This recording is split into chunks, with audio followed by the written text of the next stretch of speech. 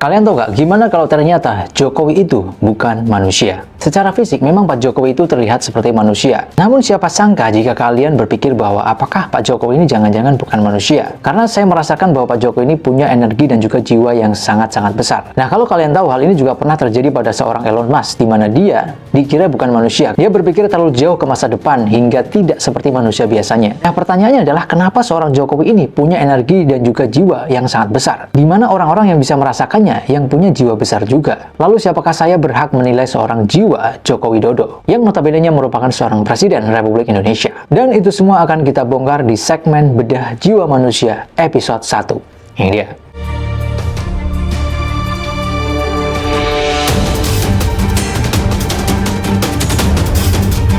Oke, jadi perkenalkan, saya Awan Story. Memang saya sangat suka untuk menjelajah bagaimana dimensi jiwa manusia. Dan pada video kali ini, saya akan membedah bagaimana prinsip spiritualitas seorang Joko Widodo. Nah, penjelasan-penjelasan saya mungkin akan sedikit dibumbui oleh subjektivitas. Tapi percayalah, subjektivitas yang saya sampaikan ini tidak jauh beda dengan kenyataan yang ada di dalam hati Pak Jokowi. Bilang capres setengah dewa, Bapak dibilang capres setengah dewa. Saya manusia biasa, makan nasi.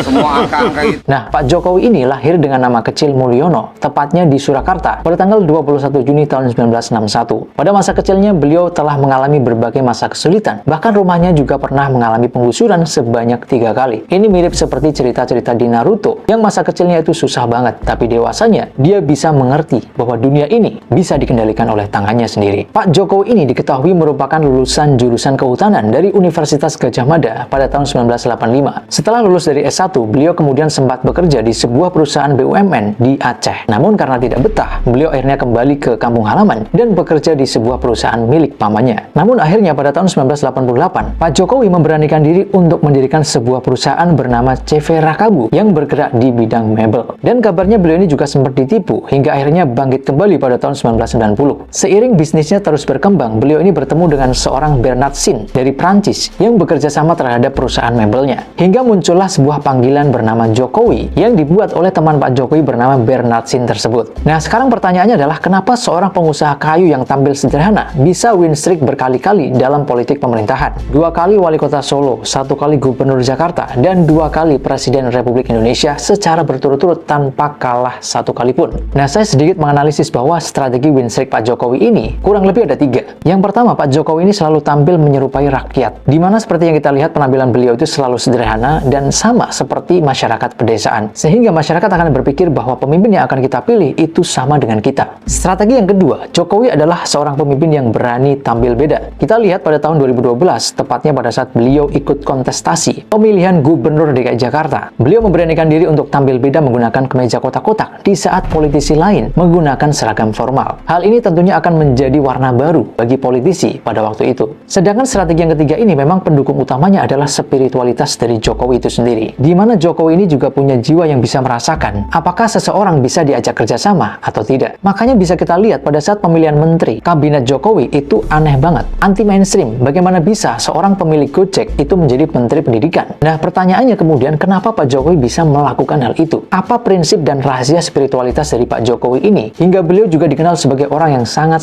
sabar? Kalau kita lihat, beliau pada saat nyalon gubernur DKI Jakarta tahun 2012, beliau tampil sebagai orang yang sangat polos. Bahkan beberapa tahun kemudian juga banyak orang yang bilang bahwa beliau ini pelongo-pelongo. Tapi kemudian muncul berbagai kritik, hinaan, fitnah yang menyangkut bahkan secara personal. Namun anehnya beliau ini sama sekali tidak menanggapi dan menganggap itu sebagai sebuah hal yang biasa. Pertanyaannya adalah kenapa Pak Jokowi bisa sesabar itu? Kalau dari analisis saya, Pak Jokowi ini adalah orang yang sudah sadar bahwa ketika orang membenci orang lain, maka ketika orang tersebut diladenin, maka dia semakin nafsu untuk menjatuhkan. Tapi ketika dia sekali tidak diladenin, maka orang tersebut akan berhenti. Karena dia merasa bahwa ego dia nggak tersalurkan. Tapi yang saya salut adalah Pak Jokowi ini punya cara yang elegan untuk menanggapi sebuah kritik dan juga hinaan. Misalnya pada saat Pak Rocky Gerung ini mengkritik pedas seorang Jokowi, yang dilakukan Pak Jokowi bukan mengklarifikasi, tapi justru menganggap bahwa itu adalah hal kecil. Kalau kalian sadari, ini adalah sebuah pesan yang sangat luar biasa. Artinya secara tidak langsung Pak Jokowi ini menganggap bahwa posisi Rocky Gerung itu tidak terlalu berpengaruh terhadap posisi dirinya. Contoh kedua adalah pada saat beliau difitnah mengenai ijazah palsu. Kalau orang normal biasa ketika difitnah ijazahnya palsu, maka dia akan mengklarifikasi dan dia akan menunjukkan menunjukkan ijazah aslinya. Tapi yang dilakukan Pak Jokowi ini anti-mainstream, di mana dia mendatangkan teman-temannya pada saat kuliah dulu. Artinya, teman-temannya aja mengakui bahwa dia alumni, apalagi hanya sekedar dokumen. Faktor selanjutnya, Jokowi itu adalah orang yang sudah selesai dengan dirinya. Beliau tidak lagi peduli dengan pujian manusia. Makanya, orang-orang seperti ini justru akan memikirkan hal-hal besar, hal-hal yang bisa berdampak besar bagi negara dan bagi orang banyak. Dan pembahasan ini akan berhubungan bagaimana sisi mengerikan dari seorang Jokowi. Mengerikan di sini artinya adalah bahwa seorang Jokowi itu bisa membuat orang lain mati kutu tanpa dia harus terlihat bergerak. Makanya Pak Jokowi ini sering melakukan sebuah manuver yang tidak orang lain sangka, yang disebut manuver senyap. Manuver senyap Jokowi ini bisa mempengaruhi mentalitas seorang rakyat, yang bisa membuat orang pembenci itu menjadi pecinta Jokowi. Contoh realnya adalah ketika Pak Jokowi ini berani mengambil keputusan untuk mendatangi wilayah-wilayah yang berbahaya, seperti Nduga, Papua, mengunjungi Ukraina dan Rusia pada saat konflik, bahkan melobi langsung Presiden Joe Biden untuk memberhentikan konflik yang ada di Gaza. Bahkan ada juga yang bilang bahwa Pak Jokowi ini adalah seorang eksperimentalis. Sebagai contoh, dia mengambil keputusan untuk pendirian IKN. Siapa yang bisa memastikan bahwa IKN ini akan berhasil? Tapi Pak Jokowi benar-benar yakin bahwa IKN akan berjalan. Sehingga Jokowi yang mempunyai jiwa besar digabung dengan strategi manuver senyap membuat beliau menjadi orang yang sangat-sangat berbahaya. Karena justru akhir-akhir ini banyak orang yang menduga bahwa Pak Jokowi lah yang menyetir semua partai yang ada di Indonesia. Ada juga yang bilang bahwa Pak Jokowi pengaruhnya lebih besar daripada partainya. Seorang presiden yang merangkul oposisinya untuk menjadi menterinya. Ibarat seperti kisah Naruto yang menggandeng kembali seorang Sasuke. Dan bahkan akhir-akhir ini juga banyak sekali plot twist yang berhubungan dengan Pak Jokowi. Mulai dari Pak Tani dan Mawar Kecil, kemudian juga banyak yang menduga bahwa PSI itu ada kaitan kuat dengan Jokowi. Salah satu indikasinya adalah Kaisang dengan mudahnya menjadi ketua PSI. Siapa yang menyangka juga kan tiba-tiba Gibran menjadi cawapresnya Prabowo. Ini benar-benar plot twist yang nggak bisa ditebak, coy. Dan saya juga menunggu nih, apalagi kira-kira manuver yang akan dilakukan oleh Pak Jokowi ini,